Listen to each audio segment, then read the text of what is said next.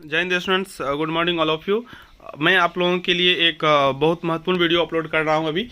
यह जो है ना, ये हिंदी साहित्य से है। हिंदी साहित्य से है। यह हिंदी 50 के लिए भी है, हिंदी 100 के लिए भी है, ठीक है ना। इसमें कोई फ़र्क नहीं है। जो हिंदी 100 रखे हैं उनको 50 लगभग 40, जो कि हमको तो लगता नहीं उसका कोई ज़्यादा महत्व है, लेकिन पूछता है। जैसे देखिए, आपको दे देगा, जैसे है समाशोधन, तो इसका अंग्रेजी क्लियरिंग, या बोलेगा क्लियरिंग का हिंदी क्या होगा, समाशोधन, क्षेत्राधिकार, जुरिडिक्शन। तो ऐसे ही करके क्या होता है, तो वर्ड मीनिंग पूछता है। और आप लोग बहुत सारे उसमें कमेंट करके भी बोलते सर मैं आपको एग्जाम हॉल से क्वेश्चन भेज दूंगा तो आप आंसर दे देंगे। तो ये तो संभव नहीं है, कोई ऐसा गलती कीजिएगा भी मत, ठीक है। एग्जाम हॉल से क्वेश्चन भेजना लीगल नहीं है। और अगर आप ऐसा कर सकते हैं, सपोज कीजिए, तो आप तो डिक्शनरी में से ये ढूंढ के लिख भी सकते हैं, ठीक है। अगर आपके पास फोन में डिक्शनरी है, थोड़ा भी आपको छूट देता है तो आप देख। हिंदी 100 में तो कम से कम 40 तो ऐसा ही रहता है, ठीक है ना। हिंदी इंग्लिश वो आप ग्रामर डिक्शनरी से कर सकते हैं, ठीक है। मैं हिंदी साहित्य का कुछ इंपॉर्टेंट क्वेश्चन अभी बता देता हूँ। सबसे इंपॉर्टेंट है, हिंदी दिवस कब मनाया जाता है, कि हमें पता भी होना चाहिए। 14 सितंबर को, एवरी ईयर 14 सितंबर को हम लोग हिंदी दिवस मनाते हैं, ठीक है। 14 सितंबर हिंदी दिवस, 14 सितंबर हिंदी दिवस। आगे विश्व हिंदी दिवस, वर्ल्ड हिंदी डे जो है ना, वो सेलिब्रेट किया जाता है 10 जनवरी को। विश्व हिंदी दिवस कब मनाया जाता है, 10 जनवरी को, ठीक है। अंतर्राष्ट्रीय मातृभाषा दिवस, तो अंतर्राष्ट्रीय मातृभाषा दिवस 21 जनवरी को सेलिब्रेट किया जाता है। विज्ञान दिवस 28 फरवरी को, ठीक है। संविधान के किस अनुच्छेद में हिंदी भाषा के विकास के लिए निर्देश दिए गए, संविधान के किस अनुच्छेद में, संविधान में बहुत सारे अनुच्छेद हैं, तो उसमें से किस अनुच्छेद में हिंदी भाषा के विकास के लिए निर्देश दिए गए। तो ये इसका हो जाएगा 351। हिंदी का जो, हिंदी लैंग्वेज का जो डेवलपमेंट जो है वो किस आर्टिकल में दिया हुआ है कॉन्स्टिट्यूशन में, तो वो होगा 351, 351 में हिंदी भाषा के डेवलपमेंट के बारे में इंपॉर्टेंट इंस्ट्रक्शन दिए गए हैं, ठीक है।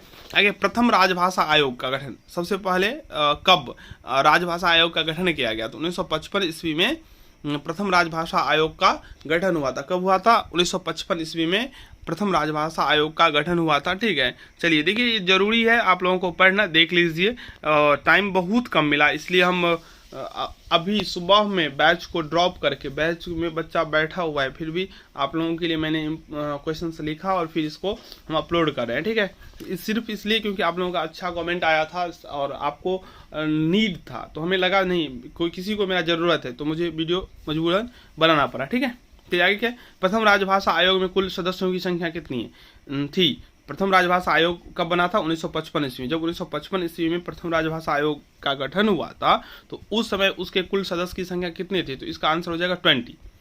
प्रथम राजभाषा आयोग का गठन हुआ था 1955 ईस्वी में, और जब 1955 ईस्वी में प्रथम राजभाषा आयोग का गठन हुआ तो उसमें उसके कुल सदस्य कितने थे, 20, ठीक है। मैं थोड़ा फास्ट में बता रहा हूँ, मैनेज कर लीजिएगा क्योंकि समय कम है। आगे, संविधान सभा द्वारा हिंदी को भारत की राजभाषा बनाने का निर्णय लिया गया। संविधान भाषा द्वारा हिंदी भाषा को भारत की राजभाषा, न कि राष्ट्रभाषा, हिंदी भारत की राष्ट्रभाषा नहीं है, भारत में कोई राष्ट्रभाषा नहीं है। एक बार हिंदी को राष्ट्रभाषा बनाने का निर्णय लिया गया तो आंदोलन स्टार्ट हो गया। तमिल वालों ने कहते नहीं, तमिल सबसे पुराना भाषा है, इसको राष्ट्रभाषा बनाए। आपको पता ही होगा तमिल कहाँ कहाँ चलता है, इसकी वजह से इसको नहीं बनाया इसका, हिंदी को भी, ठीक है। तो संविधान सभा द्वारा हिंदी को भारत की राजभाषा बनाने का निर्णय कब लिया गया, 1949 ईस्वी में। आगे, राजभाषा संकल्प पारित हुआ, राजभाषा संकल्प पारित हुआ, तो राजभाषा संकल्प पारित हुआ 1968 ईस्वी में। राजभाषा संकल्प कब पारित हुआ, 1968 ईस्वी। आगे है, अनुच्छेद 120 संबंधित है, तो अनुच्छेद 120 जो है ना, वो संसद की भाषा से संबंधित है। 120 अनुच्छेद जो है किससे संबंधित है, संसद की भाषा से। आगे है, संविधान सभा द्वारा हिंदी को भारत की राजभाषा बनाने का निर्णय कब लिया गया, तो 1949 ईस्वी में। अच्छा, ये क्वेश्चन पहले भी अपलोड किया, ठीक है। चलिए अगला, संविधान के किस अनुसूची में भारतीय भाषाओं से संबंधित प्रावधान है। संविधान के किस अनुसूची में भारतीय भाषाओं से संबंधित प्रावधान है, संविधान के किस अनुसूची में भारतीय भाषाओं से संबंधित प्रावधान है, तो इसका आंसर हो जाएगा 8वीं। संविधान के किस अनुसूची में भारतीय भाषाओं से संबंधित प्रावधान है, तो इसका राइट आंसर हो जाएगा 8वीं। आगे है, संविधान के किस अनुच्छेद के अंतर्गत हिंदी को संघ की राजभाषा घोषित किया गया। संविधान के किस अनुच्छेद के अंतर्गत हिंदी को संघ की राजभाषा घोषित किया गया, तो 343 अनुच्छेद के अंतर्गत हिंदी को संघ की राजभाषा घोषित किया गया था। आगे राजभाषा का अर्थ क्या होता है? राजभाषा का अर्थ होता है सरकारी कामकाज की भाषा। राजभाषा का क्या अर्थ होता है? सरकारी कामकाज की भाषा। राजभाषा का क्या अर्थ होता है? सरकारी कामकाज की भाषा। आगे है निबंध निकुंज में संकलित निबंध की संख्या, ये 8। ये हिंदी 100 के लिए, ये 50 में नहीं पूछेगा, ठीक है। निबंध निकुंज में संकलित निबंध की संख्या है कितना? 8, ठीक है। संक्षेपण होता है, संक्षेपण में हम 1/3 लिखते हैं। संक्षेपण होता क्या है? तो जितने शब्द दिए होते हैं ना, उसमें से हमको 1/3 शब्द को लिखना होता है और एक टाइटल भी देना होता है। इसलिए अगर आपसे पूछे जो संक्षेपण में क्या होता है, कितना वर्ड लिखा है, तो आप लिख दीजिएगा 1/3। आगे है हमारे देश में भाषा का फॉर्मूला कैसा है? तो हमारे देश में जो भाषा का फॉर्मूला है वो त्रिभाषा फॉर्मूला है। हमारे देश में भाषा का फॉर्मूला कौन सा है? त्रिभाषा फॉर्मूला है, ठीक है। संविधान के अनुच्छेद 343 से 351 तक किस विषय की चर्चा है? तो भाषा राजभाषा नीति का। संविधान का जो अनुच्छेद है वो 343 से स्टार्ट और 351 तक, उसमें जो चर्चा है वो है राजभाषा नीति का चर्चा है। आगे है केंद्रीय हिंदी समिति का अध्यक्ष कौन होता है? केंद्रीय हिंदी समिति का अध्यक्ष कौन होता है? तो इसका राइट आंसर हो जाएगा प्रधानमंत्री। प्रधानमंत्री केंद्रीय हिंदी समिति का अध्यक्ष होते हैं।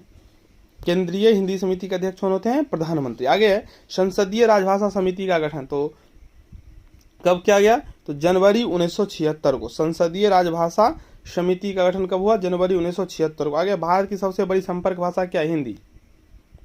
आपको ये आइडिया हो गया होगा, जो वर्ड मीनिंग बहुत पूछता है, ठीक है, गेस्ट पेपर में बहुत दिया भी है, अगर आप उसको भी याद कर लेते हैं तो हो जाएगा। और सबसे ज़्यादा टेंशन फ्री आप रहेंगे तब, जो मैं आपको पहले बता दिया हूँ, बार बार बताएंगे नहीं, ठीक है। आगे सरकारी पत्र का कच्चा रूप क्या कहलाता है? प्रारूपण। सरकारी पत्र का कच्चा रूप क्या कहलाता है? प्रारूपण। आगे मूल अवतरण का 1/3 तो संक्षेपण में होता है, आपको मैं पहले समझा भी दिया हूँ।